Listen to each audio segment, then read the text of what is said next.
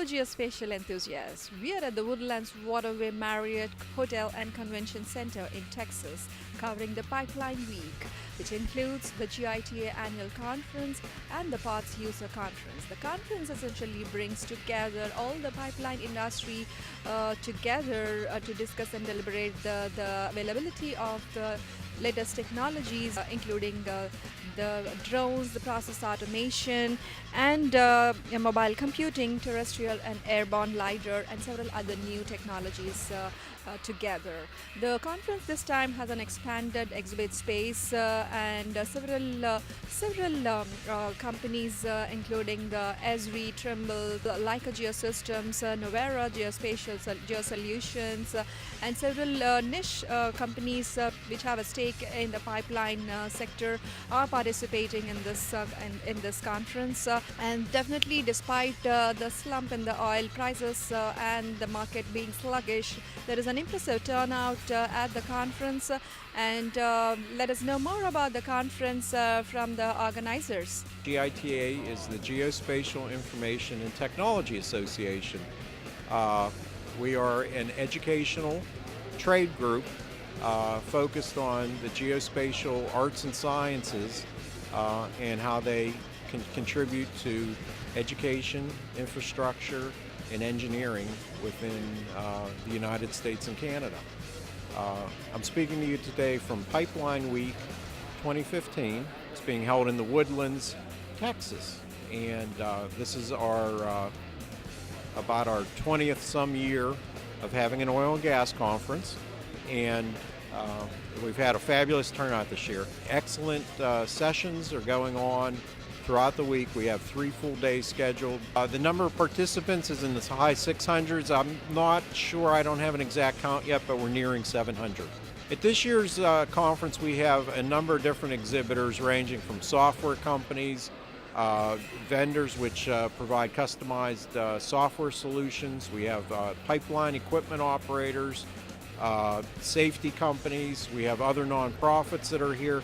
There's a tremendous range of services and vendors that are available to our attendees. I'm really heartened by the turnout that we've had this year due to low commodity prices. Even I expected a significant downturn in attendance. We've had a drop off of just a handful of people. And so it's really exciting to see the industry come out and support this conference in light of low energy prices. Appreciate everyone coming to the conference, and this is an event you should not miss for 2016, and I hope to see you here next year. And POTS Association is a membership organization primarily made up of pipeline operators and service providers. Most of our service providers are software companies. And we develop, maintain, and advance the PODS data model that is based on the center line of a pipeline. And it keeps the data architecture for all of the pipeline records. And so we're a volunteer organization, and our volunteers then develop and advance that data model that's used by a good majority of the pipeline industry, particularly in North America. This has been a great conference for PODS on a number of levels. It's always, of course, a time where our members can come together and network. And they work together throughout the year in committees, mostly in teleconference, but to just really come together and hear about experiences of their peers and drill deep into some of the issues provides the opportunity. It also provides the association and the leadership through the board of directors an opportunity to share the vision, to discuss the vision of the organization further, and inform members of the direction that the organization is wanting to take or going to take, and also then seek their input. So for instance, an initiative has been launched, Next Generation. Next Generation affects the entire PODS organization, from how we govern ourselves. We just had a reorganization of our governance organization, our board of directors, our technical committee, but it also encompasses communication, how we communicate with our members and how we seek their input.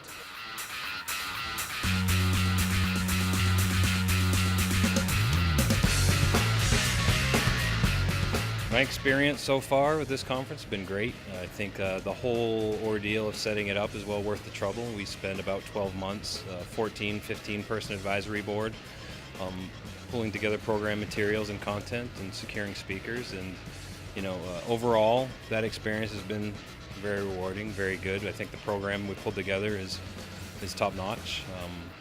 We try to focus very hard on bringing together content that's relevant and timely, and I think that's the greatest challenge when you have a protracted planning session for a conference, the 12 months we have to plan this. This conference provided challenges because of the oil price. It's the elephant in the room, right? Everyone knows that when you go from $100 plus a barrel oil to $40 a barrel oil, it's going to impact the pipeline operators, which have always been the bread and butter of this conference. It's going to impact the service providers. They're going to have less opportunities to do the work and get the money that they need to sustain themselves. So with those challenges, the uniqueness that brings is generating the excitement around the content that makes it worth having companies put their money into investing in their individuals coming to this event.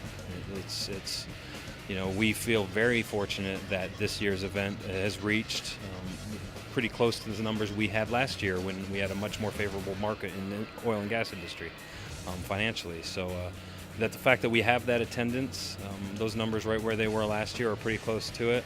It's a testament to the advisory board and the work they put in. It's a testament to the operators and the value they see in this, and the commitment of the service providers to use this event as a conduit to communicate what they're doing and how they do things to the user community, the operator communities. Hello, my name is Jeff Prasik, and I'm with Tuku Technologies, and we're a tribally owned 8A company that does IT, web development, and GIS services, but our primary focus is utilizing drone technology to capture video, aerial photography, and do GIS services.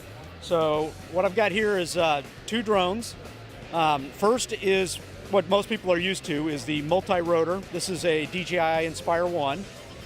It's got a 4K video camera on a gimbal mount, and the gimbal mount is designed to hold its position and takes very high quality imagery. Can also take stills. It is controlled by this controller here. It has a secondary controller that can be used to control the camera separately.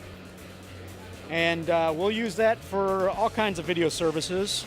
The video that's playing in the background is one that we shot for the Army Corps of Engineers was interested in doing some flood walls and levees. And we flew the route, and we imposed the graphics of the flood walls and levees into the video for them. And we also put in stationing information along the route so they would know what mile markers there are along the route. Another type is the fixed wing drone we have here, which is much more similar to conventional aerial photography that most people are used to. Hi, this is Dave Gura from TerraGo Technologies. I'm the commercial account manager for TerraGo. We're here this week at GITA's Pipeline Week to showcase TerraGo Edge, our new mobile data collection platform for field data collection. Today we'll be showing how you can utilize TerraGo Edge to create custom forms, deploy maps to the field, and allow your users to collect data and synchronize that back to the enterprise. With me here today is Brian Burns. Brian will run us through the features and functions of the demo and show us how it all works. Thanks, Dave. So I've got TerraGo Edge here with me today, and I'm going to show you how to do quick data collection with the app. The app is designed to be extremely simple and user and self-intuitive. We wanted it to be a simple interface that could be used by practically anybody out in the field, and it's designed for the end user specifically. So we take advantage of all the modern features that we have in today's mobile applications and mobile interface, as well as leveraging GPS, both onboard and external, for more higher accuracy solutions and applications. So what I'm going to do today is do a quick data collection point here at the show. And so what I'm going to do is go into this notebook that we have set up here. This is a project folder specifically for Pipeline Week. And in here I have all of my information and my data organized for this particular show and this particular exercise.